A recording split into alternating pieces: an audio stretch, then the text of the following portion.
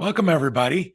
And thank you for spending at least a part of your Tuesday afternoon with me here, talking about a topic that is near and dear to my heart, growing your legacy society. Why aren't we asking? I appreciate everybody joining us today. It's had an opportunity. I hope you all have great Thanksgiving plans coming up. My name is Anthony Alonso. I am president and co-founder of Catapult Fundraising. Catapult is a full-service fundraising consulting firm headquartered in Henderson, Nevada, with offices in New Jersey and also in Texas. We provide services from capital campaigns, feasibility studies, to very highly personalized telephone outreach programs for annual giving and also for legacy giving. And that's a topic we'll discuss a little bit as we go through this presentation today. So thank you for once again joining me. I used to say people who are getting older, but then I got older. So now I say more seasoned people. And I've been doing this now for over 30 years, only focused on nonprofits. I've worked with capital campaigns and legacy programs and annual giving programs, really all across the United States, Canada, and the UK. From large organizations like the U.S. Naval Academy and Oxford University to small local organizations like Family Promise and different corps of the Salvation Army. So what we're going to talk about here today, hopefully, will allow you to take at least one or two things that you can go back and do yourself, or perhaps you want to look at a larger program that you can really expand and really grow your legacy society.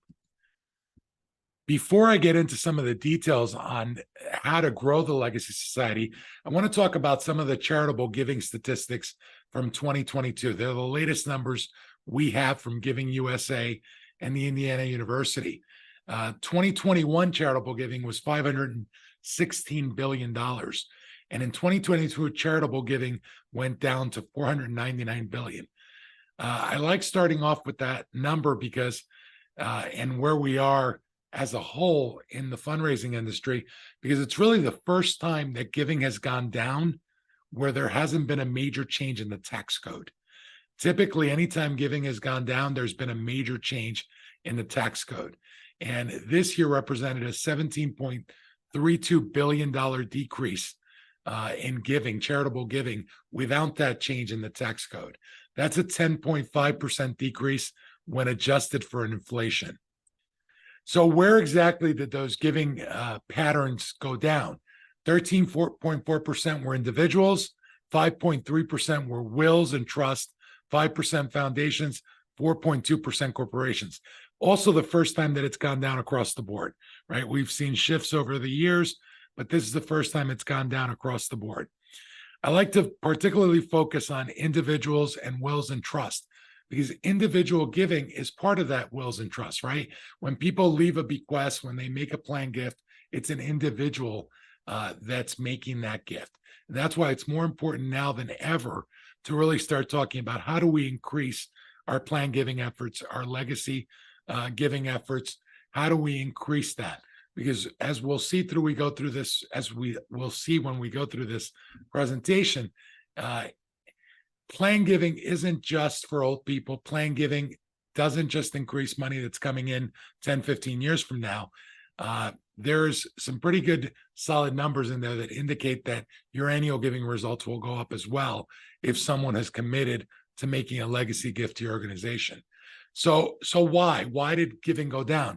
There's flat growth in personal disposable income, the 40-year high in inflation rate, 19.4% drop in the S&P 500. So there's multiple reasons why it went down, but it makes the case even stronger to why we should be looking at legacy giving as potential giving options for our donors, why we should be presenting that as an option for our donors. When there's less disposable income, but you still have supporters who want to make sure that their legacy continues on, that's where planned giving becomes an important tool in your arsenal that you should be looking at. And also, for those of you who, again, I don't want to say old enough, but seasoned enough to remember 20, 25 years ago when people were talking about the wealth transfer that was going to happen, which was $50 to $70 trillion, depending on what expert you spoke to. And I say, regardless of the expert, whether it's 50 or 70 trillion, it's still a lot of money. That wealth transfer is happening now. So it's more important than ever that we be talking to donors about some of the opportunities that are out there in terms of legacy giving. Plan giving is for everyone. I say this all the time when I speak across the country. People think it's only for the old and wealthy, and that's just not true. Almost everyone has the ability to make a bequest, even if it's a small portion of your estate. And bequests are widely considered the major gift of average Americans, right? It's the major gift of the middle class. And so we're talking about those donors that give consistently to an organization, $100 a year, $200 a year, even $50 a year. Those are your best plan giving prospects, the ones that have great potential to leave a plan gift to your organization. And we're missing out on that opportunity, I find, over the last 10 to 15 years by not asking. And we'll talk about some of the ways that we can be asking. By the way, as I go along, if you have any questions and want to pose them in the chat box, feel free to do that. I'll try to get to the questions at the end of the presentation. 33% of Americans are willing to consider a charitable bequest.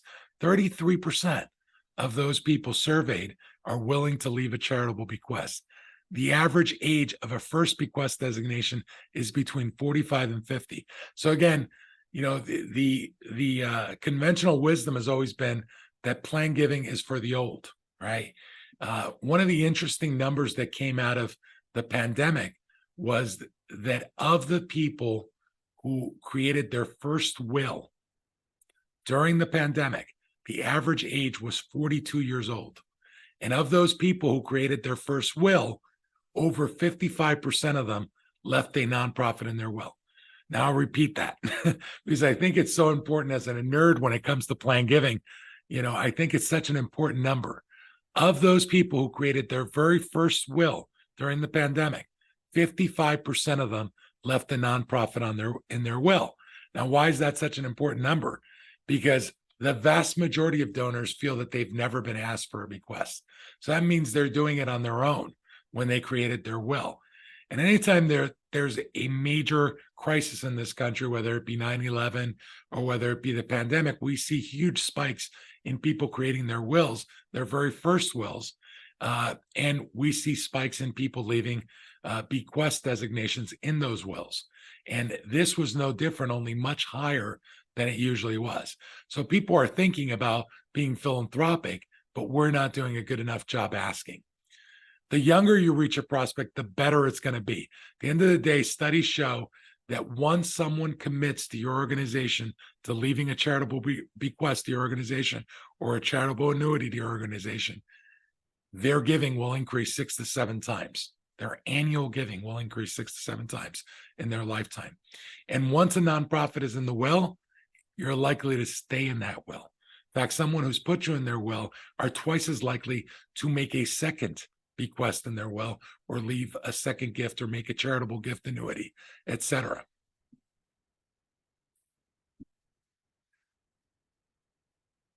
So plan giving is big money. Individuals over the age of 50 control 70% of the wealth in this country.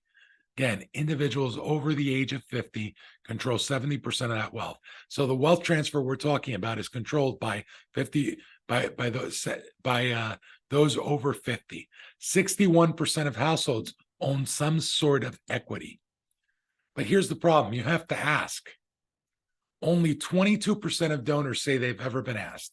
And I'm often asked when I'm out and about at conferences speaking on this topic, well, how could that be? We have those checkout boxes that we put on our pledge forms. We, when we send out an email, we ask whether they're interested in plan giving. Those are all very soft to ask. We have not done a good job as fundraisers to actually have direct conversations with the donor. This is how a legacy gift can help your family. This is how a plan gift can help your family. This is how a charitable gift annuity can provide income to your family. We've not had those conversations. And I think there's a variety of reasons for that. And I think one of the largest reasons as I go across the country and I talk to fundraising professionals is a fear of plan giving, right? Plan giving is difficult. Plan giving, is I don't know enough about plan giving. I'm a small shop. I'm the executive director, or I'm the only person in the shop, and I don't know plan giving. And so there's a real fear about plan giving and how difficult it is, right? And if I'm being honest about it, when I first got into plan giving about 15, 20 years ago, and developed what Catapult does, which is a program called Legacy Call, where we actually do outreach for our clients to actually solicit a legacy gift over the phone.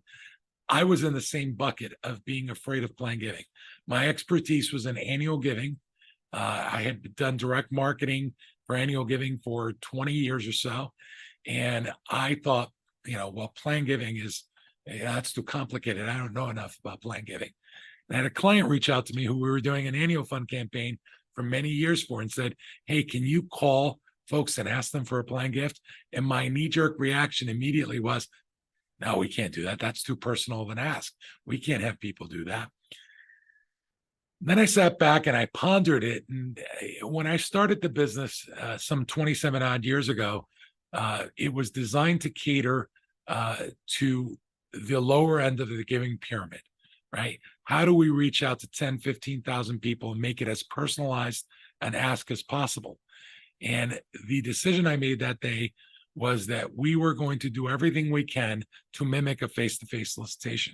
In fact, the question was, if this was a face-to-face solicitation, what would we do? And then how do we use the mass instruments of mail and phone to duplicate that process? And of course, 27 years ago, those were the instruments available for mass solicitation. Now that's morphed into social media and digital voicemail and text messaging and all those type of mediums that are out there. But the question was, if I were to do this, how would we do it, right? And how do we personalize it for the donor? Because the key to everything we do in marketing to donors and reaching out to donors, in stewarding donors, has to be led by one question. And that is, if this was a face-to-face meeting, a face-to-face solicitation, what would we do? How do we personalize it to the donor? So we need to have those conversations with the donors in a very personalized way and talk about the giving options that they have. So going back to the earlier slide, I just want to point out 33% of Americans said they're willing to make a planned gift if they're asked. In fact, of those people creating their first will during the pandemic, over almost 55% left a nonprofit in their will, yet only 22% of our donors, when surveyed, say they've ever been asked for a planned gift. And so we need to find more creative ways, more personalized ways to reach out to donors and ask them about a planned gift, especially with the wealth transfer going on. So that's where plan giving by telephone comes out. Everything, Catapult does provide this as a service, but everything I'm going to tell you here today are steps that you could do it yourself. It's not a secret. We didn't create something that's a big secret. You could do it yourself if you wanted to do it. Phoning allows you to reach out to thousands of prospects within months, right? If you hire a plan giving director and they have a portfolio, the most prospects they're going to get to in a given year is 100 prospects. So it would take years to get to thousands of prospects. And that's predominantly one of the problems that we have in plan giving, is that we are looking at the high-end prospects that are already identified, that are already in our portfolios, and we're missing out on the opportunities that present themselves in plan giving with that donor that has given to you $50 a year for the last 20, 25 years. They're showing you immense loyalty and they're ideal prospects for plan giving. But because we don't have the time to visit them and we're not targeting them in the right way in a personalized approach, we're missing out on that opportunity. The phone gives you that opportunity. It gives you an opportunity to identify interest, find out, are these donors interested in making a legacy commitment to the organization? More importantly, it gives you an opportunity to thank the donors. If you're doing nothing else, you're stewarding the donor and you're thanking the donor. And thirdly, it gives you an opportunity to close plan gifts over the phone. So how do we do it? What are some of the ways to do it, to personalize it? The first thing we have to remember is that wealth is not a factor in plan gift. Survey over survey after survey over the years has shown, when we're looking back at donors that have made some sort of legacy commitment to an organization, that wealth was not a factor.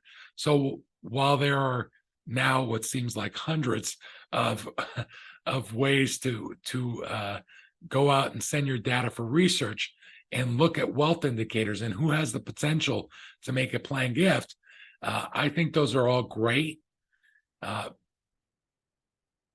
I always like to say, just because someone has the capacity to make $1 million gift to you doesn't mean they want to make that $1 million gift to you, right? You've got to steward the relationship.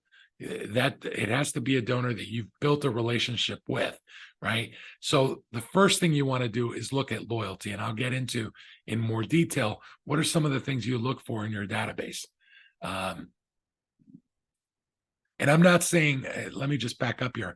I don't want to say that there's no place for wealth screening. It certainly has its place, right? You should be looking at those wealth indicators. You should be looking at who has plan giving capacity based on some of the companies that are out there that do very good work when it comes to this. But it should not be the only factor. The biggest factor should be what the donor has done in the past. And then once you've got that in place and you've got those donors segmented, then you could take a look at capacity and wealth screening.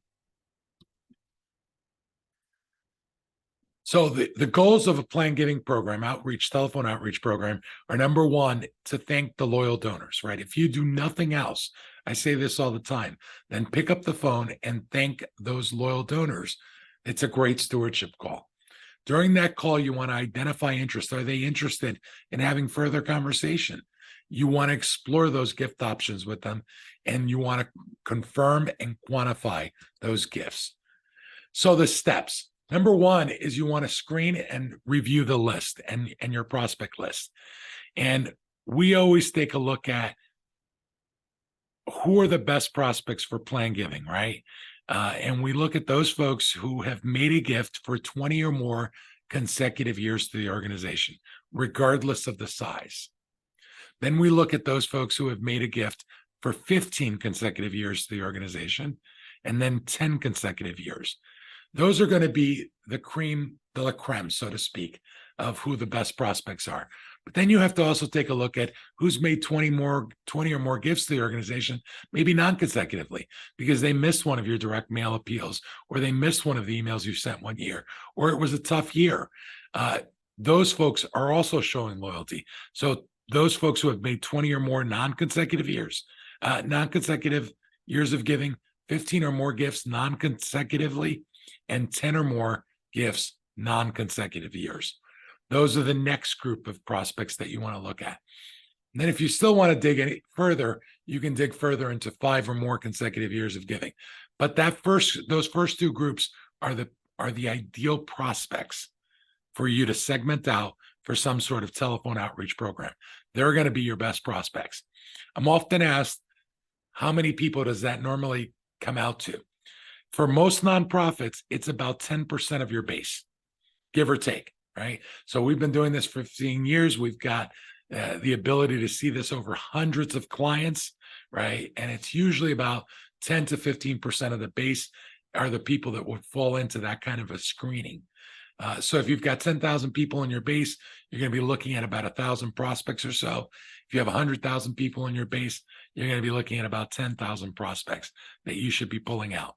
At that point, then you should be looking at wealth indicators and PG ratings that all these different data screening companies have out there, so that you can narrow the list down further and make some decisions as to who you want to reach out to first, but only after you look at what they've done. And notice that I have not mentioned how much they gave, right? Because how much they gave is not an indicator as to whether they'd make a legacy commitment to the organization, typically. In fact, over the years, we've called many people who have given $25, $50 consistently to an organization, and we've ended up getting 7-figure plan gifts from those people. So wealth is not an indicator in the whole choosing of the prospect list. It's loyalty. Have they given to you? Have they attended your events? How often they attend your event? Do they volunteer? These are all things, as you're looking at that list and trying to narrow it down, that you should look at, because those are the indicators that show the commitment of that prospect to the organization, of that donor to your organization, right? We should be listening to what the donor is telling us. You know, I like to say all the time that donor loyalty isn't just about us being loyal to the donor being loyal to us. It's about us being loyal to the donor, right? And us being loyal to the donor is to listen to what the donor is telling us and make sure that we're soliciting that prospect in as personalized way as possible, that we're stewarding that relationship as best we can, that we're choosing messaging for our plan giving that is messaging they want to hear, that we're going out on social media and our newsletters, alumni magazines during our events and providing testimonials, right? I always like to say that, one of the things we do in fundraising, or we tend to do because it's too much time to get a donor story, is we tend to tell the story from the institutional perspective rather than from the donor perspective. And it's much more powerful always when it's coming from the donor perspective. When you can get a donor who's made a legacy gift to allow you to tell their story on social media, it's much more powerful. You're able, that donor is able to say, this is why I chose to make the ultimate gift.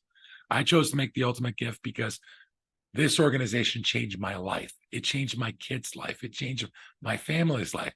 It's having an impact on our community. And here's the impact that it's having, right? Those are the stories that you should be telling of the impact to your donors, because you owe it to them. It's part of being loyal to your donors, telling them the impact that their gift is having, right? And you should be putting that out in newsletters and alumni magazines. You should be talking about it in your events. I go to many events, as you can imagine, being in this business and having many clients, where I never hear one word mentioned about legacy giving. There's always the auction, the silent auction, the raise a paddle, but there's very little talk, if any, at any of those events about legacy giving. It would take 5 minutes to have someone come up and tell their story. Why is it that I've made a legacy gift to this organization? Yet it's always an afterthought. And it's so important to the organization, to the future of the organization, to have those testimonials. So the first thing you want to do if you're going to go out and reach out to these folks by phone is make sure that you prepare pre-call materials. Send out a letter or an email before you ever make a phone call, right? So you've got your list of people who have given 20 or more consecutive years, or 20 more gifts non-consecutive, and you want to reach out to that group. You want to send them out a personalized letter, right? That letter should come from a volunteer, and it should tell a story from the donor perspective. Reaching out to thank you, that should be the beginning of the letter. Thank you for your generous years of giving. Before, you're going to receive a phone call within the next few days. So if the donor puts down that letter, they know they're going to receive a phone call, they know they're going to be thanked, and they know it's about plan giving, right? And then that donor goes on to tell their story from their perspective. Before the call, I wanted to tell you why I've chosen to make a gift and encourage you to join me in making that gift, right? And so, again, coming from the donor perspective, it is warmer and fuzzy. I always talk about, that letter should have the sizzle, which is, the donor story, and then an ask. Within the next few days, someone's going to be calling to find out your interest in making a plan gift. I'm often asked, and I know that one of my good friends is on this call, Mr. Wayne Olson, which many of you know, I'm sure, who's a guru in plan giving in our field. So welcome, Wayne. I'm glad to have you on board on this webinar. But I'm often asked how long this letter should be, right? And I recently had a conversation with Wayne. That's why I'm calling him out in this webinar. But that letter, the longer the letter, typically the better results. And I know most fundraisers, when I'm live, I always say that's where I lose half my audience, because most fundraisers say I'd never read a long letter. Every single study that's been done in fundraising and in direct marketing shows that the longer the letter, the better the results. I'm going to repeat that. Every single study that's been done in fundraising or even direct marketing, business to business direct marketing, shows the longer the letter, the better the results. The longer the email, the better the results. And I'm often asked why. And my answer is there's no easy answer to that. Maybe the donor just sees it as important, right? They look at the letter and they believe it's important. Even if they don't read it, they think it's more important because it's a longer letter, right? But the story, what I always like to say is we should not ever be apologizing for telling our donors our supporters, our story of impact, right? That's part of donor loyalty. It's part of being loyal to the donor, is telling them our story. And that letter should be thanking them. It should be telling them someone's going to be calling them and why they're being called. It should have a story of impact. It should say what a difference the case for support, them making a legacy gift, will make to the organization. And then it should close, right? And I always say, if you can do that in a paragraph or two, you're a much better writer than I am. So the letter should be as long as it needs to be, or the email should be as long as it needs to be to tell that story. Typically, it'll range to about 1.75 pages to 2 pages. That letter is going to range, right? The other thing I always like to say is there's a group of folks who, are going to give to you no matter what you do. There's a group of folks who are not going to give to you no matter what you do. And we're always trying to get that group in the middle, and we're trying to shift them, hopefully, to the positive side. And that's where that letter and that story of impact and that email is really telling the story that hopefully is going to resonate with the donor. They're going to say, yes, I see it. This is why I want to make a plan gift to this organization. I'm with you when they receive that letter. We also like to send a digital voicemail drop before a phone call is made, right? And before a letter is sent. And for those of you not familiar with digital voicemail drops, I'm sure you've all received them, where you get a voicemail on your phone and you say, my phone never rang, but I've got a voicemail. Those are being dropped intentionally, and they're designed to make it look and feel like you called and left a message, right? Those messages prior to that letter should come from the CEO, the executive director, the chief development officer, talking about how a letter is coming within the next few days and how important it is, and that you wanted to call personally to thank the donor for paying attention to this letter and this call that's coming, right? So it's yet another way to personalize the experience for the donor, because to the donor, it feels like the executive director, the chief development officer called to thank me and to tell me how important this letter and this follow-up phone call that's coming is to the organization. And we just drop that into their mailbox.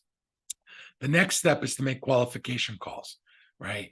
So those people who make qualification calls need to know nothing about plan giving, right? This is where I always get, we can't just have people call who don't know plan giving. You can. That qualification call is simply designed to find out if the prospect is interested in making a legacy commitment to the organization and to thank the donor. That's all it's designed for, right? So they don't need to understand plan giving. In our case, we use, again, more seasoned callers to make those calls. I used to call them old, but then I got old. So now I call them more seasoned with life experience to make those calls. I've got callers here sitting in my office who have been with me for 20 years.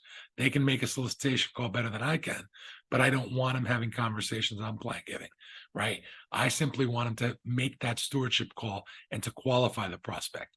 So their job is to thank the prospect for their loyal years of giving, ask them if they've received a letter. And this is where the letter becomes so important, because the person making the ask is the person signing the letter and not the caller. The caller is calling to follow up on that letter. So it changes the whole dynamic of the call. And it's not a scripted telemarketing call. It's a call about that letter. Did you receive the letter from Jane or John Smith? I did. What did you think about what Jane Smith had to say in the letter? So now you're having a conversation, an A and B conversation about C. And it really changes the dynamic of the call. Most telemarketing calls that you receive start off with, how are you today? And we say, if you want to get a telemarketer off the phone, when they ask you that question, tell them. Spend the next 20 minutes telling them how your day went. They'll hang up on you because they need to get to the next call, right? But we're not selling vacuum cleaners. We're not selling subscriptions.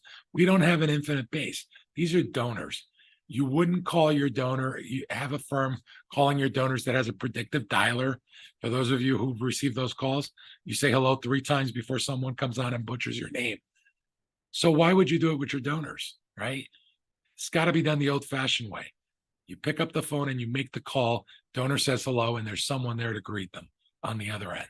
And you're having a conversation, not reading a script to them. So if you're not using a firm like ours to do it, right, who can you have do this? You can have volunteers do it, although I'm not a fan of volunteers, but you can always train volunteers to do it. The reason I'm not a fan of volunteers is because they tend to want to come and go when they when they want to. They tend to want to call their friends or people they know on your list. All right. And it's very hard to fire a volunteer without causing a problem.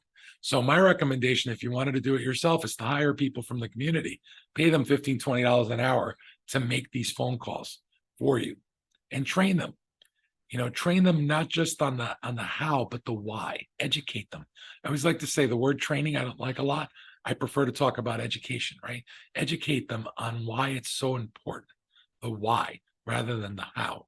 Right? A lot of times we get trained on the how, but we forget to train those people and educate them on the why. Why is it so important? Why is it so important to have conversations with the donors, not just be reading a script? Why is it important for the organization to have legacy gifts?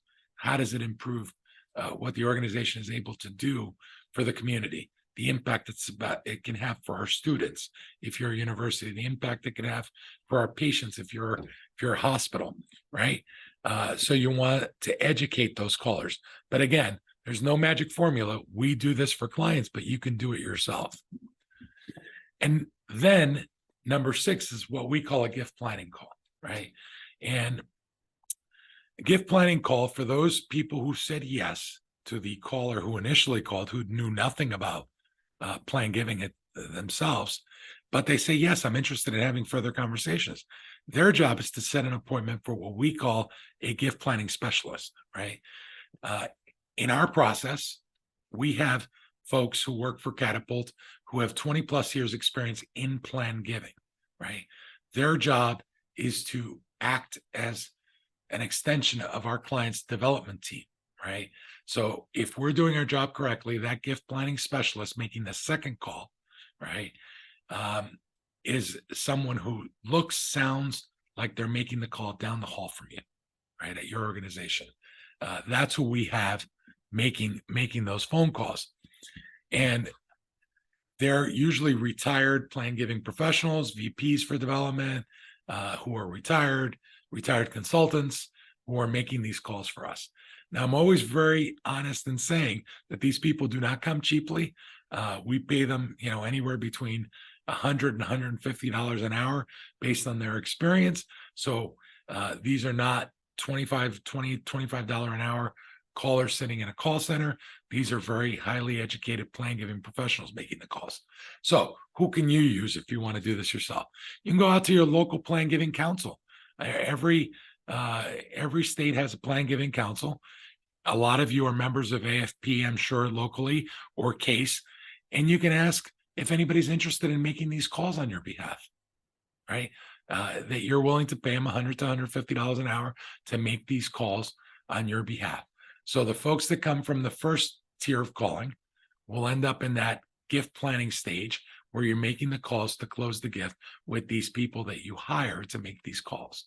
So again, as I said, it's not brain surgery. You can do it yourself, right? If you want to, by hiring local people there who know plan giving, who are willing to make these calls for you.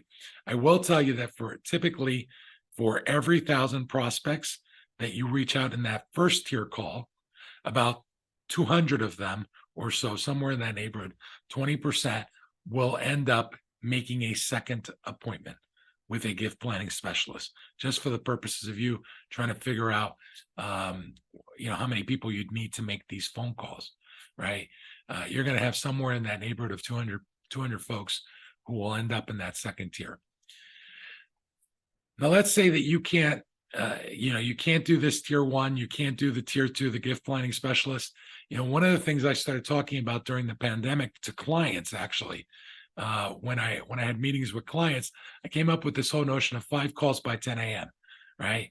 And so if you can't do any of this in an organized fashion, right, then I encourage you to do something. Something is always better than nothing.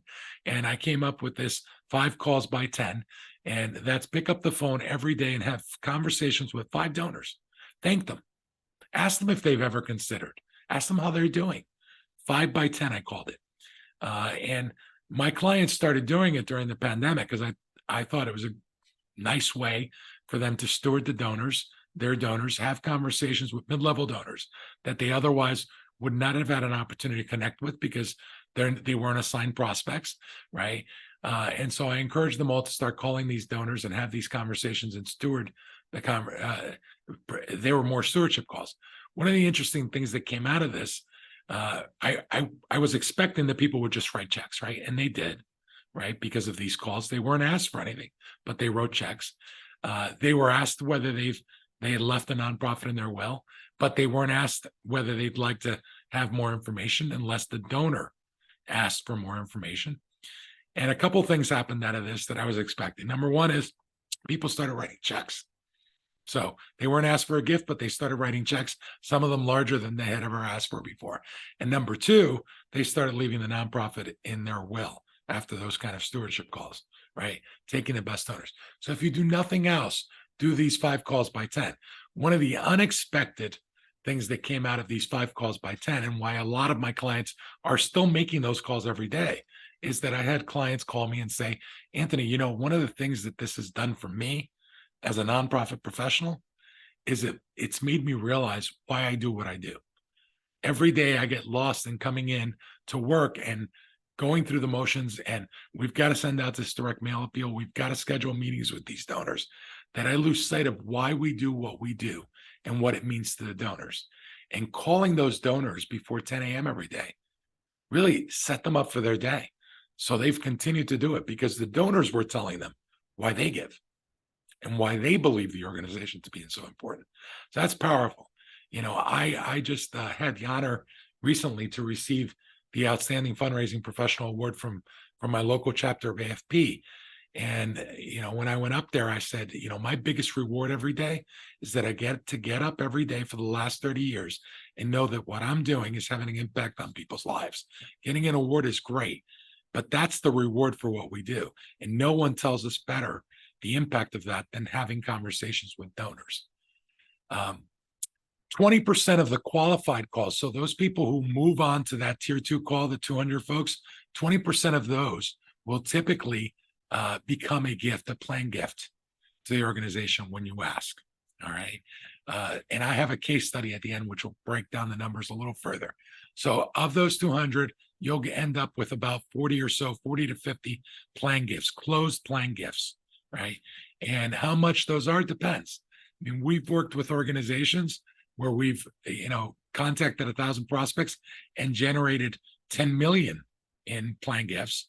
And we've worked with organizations, the lowest we've ever generated per 1,000 prospects is 800,000 in closed planned gifts, right? Those are verified closed planned gifts in accordance with our clients' gift acceptance policies. So maybe it's a will confirmation form. Maybe it's a page of the will that you're looking for. But those gift planning calls should ask for whatever that is, right? We tend to send out will confirmation forms to the folks we speak with on behalf of our clients, asking them to fill out the will confirmation form. It'll take somewhere between 3 and 6 conversations typically on that second call to actually close a gift. So very similar to when you're doing a major gift solicitation, it's going to take you several visits to close that gift. It's going to be the same concept on the phone. So we're going to talk to people who say, well, I want to discuss it with my spouse. I want to talk to my tax attorney. And so it's going to take several conversations before you actually close the gift. One of the interesting things that we've found now over the last 15 years in doing this is that when we segment the list the way I described earlier, and we pull out those loyal donors, about 25% of those people we call already had the organization in their will. The organization just didn't know about it. And the power of knowing for our clients at that point, when we call them and have those conversations, and now we know, is that you're now able to steward those donors, invite them to an event, build relationships with them, and we see an increase. We now have 15 years of data, shows an increase in those donors' annual giving contributions. So it's not just about the legacy gift, it's about their annual giving contributions. And as I said earlier in the presentation, it's about 6 to 7% higher, 6 to 7 times higher than what they had previously given in the past. And one of the things we'll also find when making these calls is that not everyone is ready, right? We're going to call people of those 200 people who say, well, I'm not quite ready yet. I'm ready and I'll be ready in 3 months, or I'll be ready in 6 months, or 6 months to a year. But the good news about that is that you'll end up with somewhere in the neighborhood of 40 to 50 planned gifts, 150 people who you now have in a tickler, who you know when to get back to, or whether you should continue marketing to them, right? So the end result of those people are going to be keep sending them marketing materials because they're interested, but they're not ready short term. Or I'll be ready in 3 to 6 months, or 6 months to a year. And so you have a tickler file, you have prospects that you can go back to and have conversations with in 3 months, and 6 months, and 12 months, who are interested in having those conversations. They're just not quite ready now. But again, that's the power of having a conversation and talking to the donor. Then after that, obviously, comes the work of confirming it, right? Confirm the intent to make a gift, either through the will confirmation form or the page on their will. And you'll have folks who will never send that back to you. They'll just give you a verbal yes.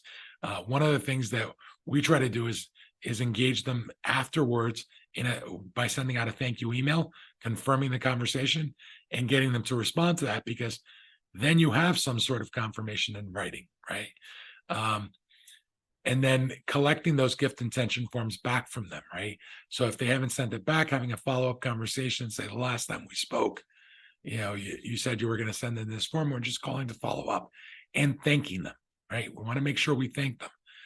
And that thanking is more than just sending them an email or a letter, thanking them for having the conversation and thanking them for the planned gift. It's about having regular conversations with them, thanking them, right? 7 to 8 touch points a year. We encourage our clients, send digital birthday cards to them, send donors digital anniversary cards from when they made their first gift, right? Call them after an event and thank them for coming to the event and ask them if they have any feedback to that event. These are touch points throughout the year that will steward that relationship. Invite them to events that you have. Have special events for them, or breakfast for them. Have your CEO meet with them. One of the great things about Zoom is that it now allows us to have Zooms like this, a webinar where you can have your CEO invite donors who have made a legacy commitment to hear about what it is that you're doing, a state of the nonprofit, so to speak. And so people go, well, what if donors don't come, right? I had, during the pandemic, I suggested to my clients that they do this. And I had a client call me and go, I've only got 9 donors that are registered. Should I be having a conversation with them? Should I be doing this Zoom? And I said, I'm a business owner. If I had 10 people who wanted to listen to me speak about, annual giving in my company, of course I'd do it. So yes, you should do it, right? And so she went on and had this conversation about what they had done the last quarter, right? And the impact the nonprofit had had last quarter. She had 9 people that came onto that Zoom. And after that Zoom, she received a $25,000 gift from a previous $500 donor. For doing a Zoom, for taking 40 minutes of her time. So absolutely, it's important that you do things to steward that relationship over the years. Recognition, invite them to your planned giving societies. And one of the questions I'm often asked is, if you don't have a commitment form, should we put them in our planned giving society? And while I know you can't count that money, right? If you're a nonprofit that counts potential legacy gifts, you can't count that money. You could certainly add them to the rolls as a planned giving into your planned giving society, because it costs you nothing most of the time. And it makes the donor feel good. And there's a certain guilt factor to it, right? If they've made that commitment, they likely are going to do it, right? And then reporting, right? I always say, we talked about all these things and how you could do this yourself internally, and you can hire or get volunteers to make those first phone calls. You can get folks from your local planned giving council and hire them to make the second calls.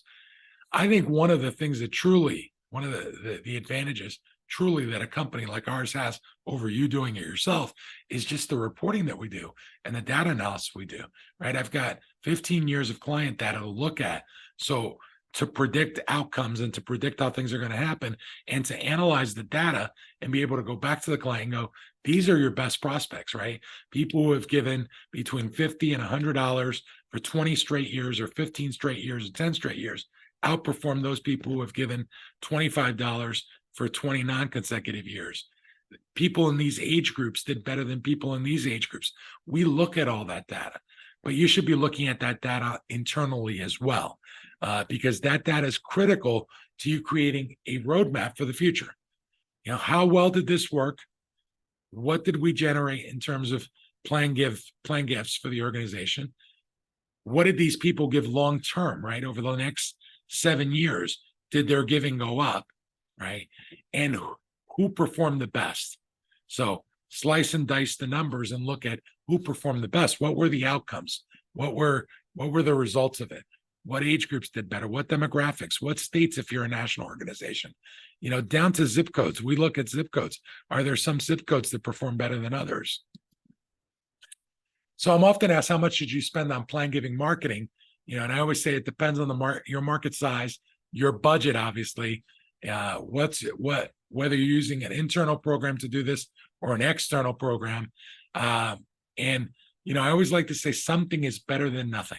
The great Wayne Gretzky used to say that you miss 100% of the shots you don't take. And I really believe that, right? I will tell you that, you know, if a company like Catapult is doing it, you know, it's roughly $70,000 per 1,000 prospects that we're reaching out to. And that includes everything from mailing to writing. It includes it all. It's less than the cost of hiring a plan giving professional, and it reaches out to 1,000 people, you know, in the course of 3 to 6 months, as opposed to 3 to 6 years, right? In reaching out to those people. But you could probably do this internally, and it's likely going to cost you. My guess would be it costs you similar amount of money if you're doing it right, just because you've got to put people on there to manage this, and you've got to hire people. But once you have it in place, it probably will become cheaper in subsequent years to do it. But if you're doing it right the first time, it'll likely cost you somewhere in between $50,000 and $70,000 to launch this for the first 1,000 prospects. But if you can't spend that kind of money, you know, then call 500 people, call 100 people. Call 5 people by 10 a.m. every single day, right? But do something, because something is better than nothing. So there's a case study for a PBS station we worked with, KVIE, where we did a legacy call program. We've done these programs now for healthcare, for education, for social media, and even for public broadcasting. And in this particular case, we reached out to 2,279 prospects that fell into those guidelines that I told you for the pull of the data. That resulted in 852 conversations. 21% of those folks expressed an interest in making a gift or had already made a planned gift to the organization. All right. So gift planning specialists, those tier 2 callers, that second call, gift planning specialists, followed up with each one of those individuals to secure and or quantify a gift. An additional 106 prospects expressed interest in exploring options for a planned gift in the future. So those are those people I said that become part of the folks you continue to market to, or that you have to follow up with in 3, 6 months, 12 months. That program secured 63 planned gifts with a total of 4.62 million in closed planned gifts. So I'm often asked, is this an anomaly? And we have all sorts of anomalies.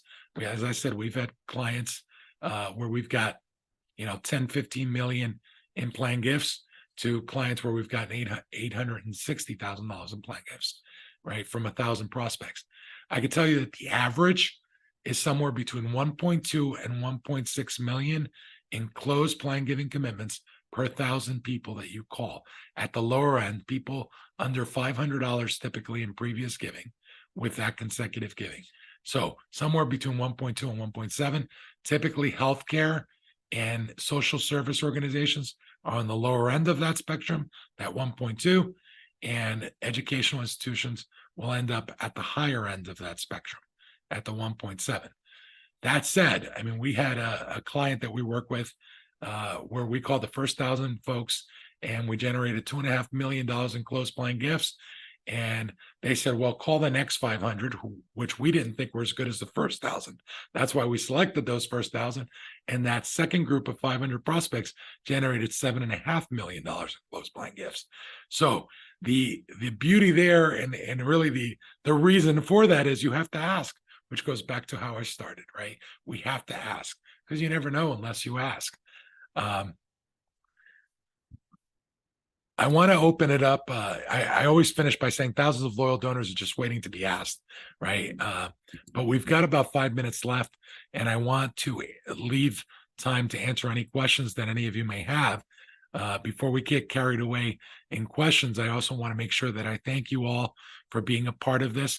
There's going to be a brief survey, 5 questions after this that you'll receive. I ask you to please fill that out. It really gives us a catapult some insight as to what type of webinars you'd like to see in the future, what worked for you, what didn't work. So if you could fill that out, it would be really helpful and I would appreciate it. So I'd like to open it up for any questions, and I'd like to thank everybody for joining me today and wish everybody a happy Thanksgiving before we get off on the call. Any questions?